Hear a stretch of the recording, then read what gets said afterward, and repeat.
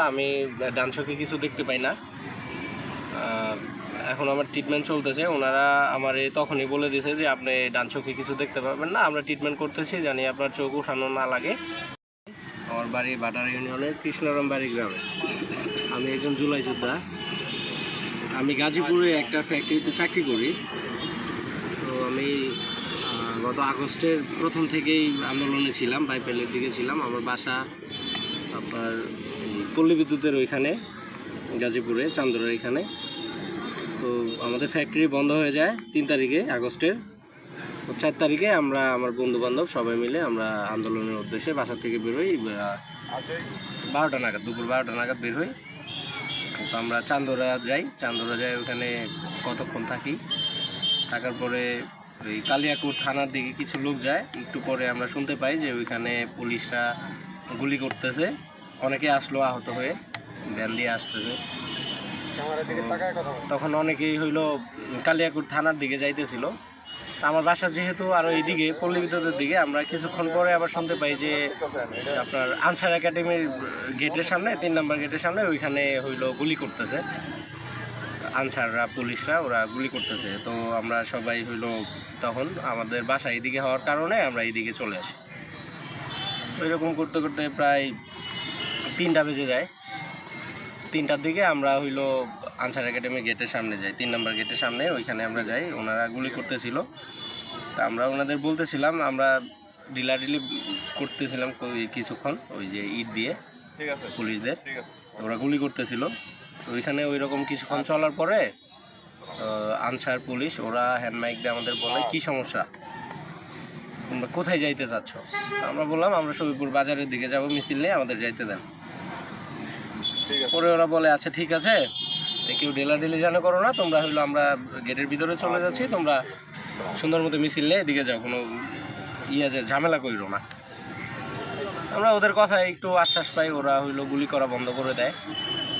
দেওয়ার পরে আমরা যখন মিছিল নিয়ে সামনের দিকে আগাই, ওরা হুট করে সবাই বের হয়ে একসাথে গুলি করা শুরু করে।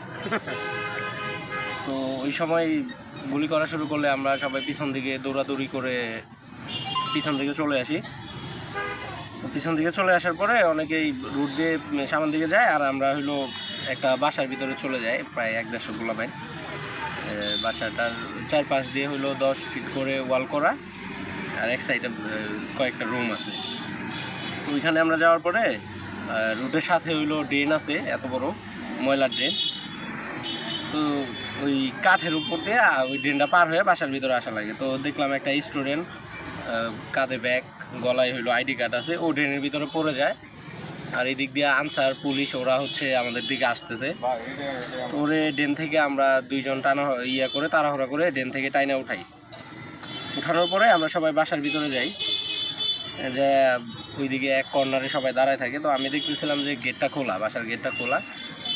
আমি গেটটা যখন লাগিয়ে দিতে যাই, এই হাতটা বাড়ানোর পরে তখন আমার শরীরে গুলি লাগে, একসাথে অনেকগুলো গুলি লাগে। আসলে ওই সময়ের অনুভূতিটা কাউরে ওইভাবে আমি বুঝাইতে পারি নাই, কখনো বুঝাইতে পারবো না যে আমার কীরকম একটা কন্ডিশন ছিল ওই সময়।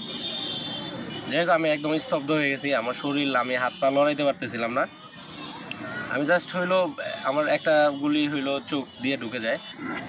আমি জাস্ট তাকায় দেখলাম যে আমার একটা চোখ দিয়ে সিরিজ দিয়ে পানি মারলে যেরকম পড়ে ওইরকমভাবে হইলো সামনের দিকে পড়তে যায়। তো আমি তখনই হইলো চোখে হাত দিয়ে চোখটা বন্ধ করে ফেলাই। তো একজনে হইলো আমার হাত ধরে ঘরের ভিতরে নিয়ে যায়, মাথায় পানি টানি দেয়। তো ওই সময় দেখি আমার গায়ে একটা গেঞ্জি ছিল, প্যান্ট ছিল, সব রক্ত দিয়ে ভিজে গেছে। তো ওরা আমার মাথায় পানি দিয়ে দেয়, নাপা বুড়ি খাওয়াই দেয়, খাওয়াই শোয়াই রাখে, বাতাস করে। ওই সময় পুলিশ আইসা আমার ওই যে রুমে ছিলাম, ওই রুমে দরজায় লাইট থেকে দিয়েছিল, বলছিল যে দরজাটা খুলে দেওয়ার জন্য। তো আমি ওনাদের কথা কখনো ভুলতে পারবো না। ওনারা আমার ওই দিন যে উপকার করছিল, ওই বাসার লোকজন, একজন আপু আর একজন ভাইয়া, ওরা বলছিল যে হইলো বাসার ভিতরে কেউ নাই, আল্লাহর রাস্তায় আমাদের একটু মাফ করে দেন, আমরা এই বাসায় থাকি। তারপরে ওই ভাই হইলো দরজার নিচ দিয়ে দেখতেছিল উকি দিয়া যে কেউ আছে নাকি। ওইখানে প্রায় 1 ঘন্টা মতো ওই পুলিশ দাঁড়ায় ছিল। আর বাইরে আমি অনেক আওয়াজ শুনতেছিলাম, যারা আমার ভাই যারা ছিল ওইখানে আটকা পড়েছিল, কারণ ওয়াল হইলো 10 ফিট একটা ওয়াল ছিল, সাইড দিয়ে কেউ ওইভাবে পার হয়ে যাইতে পারতেছিল না। তো ওদের প্রচুর মারধর করছে। পরবর্তীতে আমি আর ওদের কোনো খোঁজখবর পাই নাই, মানে বাইরে কী হয়েছে না হয়েছে খালি চিল্লি শুনতে পেয়েছি, আর কিছু শুনতে পাইনি। পরে প্রায় 1 ঘন্টা পরে আমি ওই ভাই হইলো রুমের দরজাটা খুলে, দরজা খোলার পরে দেখে যে ওই পুলিশ আনসার ওরা গেটে দাঁড়ায় আছে, আর রাস্তায় প্রচুর গুলির শব্দ, গুলি করতেছে ওরা ওইদিকে। তো তখন আমার এই হইলো ঘর থেকে বের করে, গেট দিয়ে তো যাওয়ার কোনো অবস্থা ছিল না, গেলে ওরা পাইলে ওই সময় মাইরা ফেলাবে, এরকম একটা পরিস্থিতি। পরে আমারে একটা মই দিয়ে 2-3 জনে ধরে, আমার শরীরের এমন অবস্থা, আমার গাল মুখ ফুলে গেছে, প্রায় 80টা প্লাস হইলো গুলি লাগে আমার শরীরে, মাথা সহ এই সাইডটায়, আর একটা আমার চোখে লাগে। তো ওই সময় একটা মই দিয়ে আমার কোনো রকম উঠাই দিছিল, আমি আসলে ব্যথায় মানে কোনো কিছু ধরতেও পারতেছিলাম না, আর হাত ফুলে গেছিলো। তারপরে কোনো রকম ওই টিনের চাল পার হয়ে, 2-3টা টিনের চাল পার হয়ে একটা বাসার সামনে গেলাম, যাই ওনারা দরাদরি করে আমার বেলকুনি দিয়ে নামাইলো, চাল থেকে নামায় আমার এই মৌচাকে পপুলারে নিয়ে গেল। ওইখানে প্রাথমিক ট্রিটমেন্ট দিয়া ওনারা কিছু ওষুধপাতি দিয়ে আমারে বললো যে আপনার কোনো সমস্যা নাই, আপনি হইলো বাসায় চলে যান, ভালো একটা চোখে ডাক্তার দেখায়। মানে ওই সময় ওনারা বলতেছিল না যে আমার কি ক্ষতি হয়েছে।